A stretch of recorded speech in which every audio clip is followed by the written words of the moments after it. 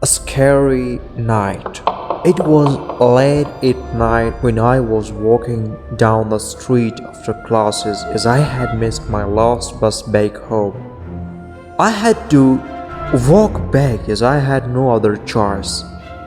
The streets can get quite creepy at night, especially when you are on your own. As I was walking, I saw this very mysterious house. You might wonder why I am saying this. Let me tell you why. It was brightly lit even though this house has been vacant for a very long time. I was curious and crept down the concrete path towards the door. The door creaked and opened on its own as I stood by it. I peeked in. It looked as if there were 1,000 rooms inside. I wanted to see more. As I stood there and looked, I didn't know where to start. My curiosity got the better of me and I started with the door closest. The hinges were rusty and they creaked as I opened. It was really scary. Wait, was there someone in there? I didn't dare go further. By then, I felt a chill run down my spine and I felt hands on my shoulder pushing me into the room. I screamed. It was too late. I fell down and heard the door shut behind me. The room plunged into darkness and became very quiet except for my heavy breathing. I tried getting up but something was holding me down. I cried, "Help!" But my voice was just not coming out.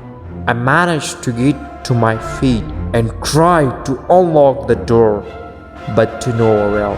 There was a presence in the room, but no one was there. I decided to be brave and say hello, hello, hello, hello. But all I heard was my echo. I was trying to unlock the door when suddenly I heard this loud screeching voice. I turned and standing behind me was this dark figure. It had piercing red eyes that just looked through me. I screamed and the next thing I knew, it was so close to my faces I could smell its breath. It smelled of raw meat and blood. I managed to turn and tried to run, but my feet couldn't move. I felt the hands wrap itself around me and it felt so cold that I couldn't breathe.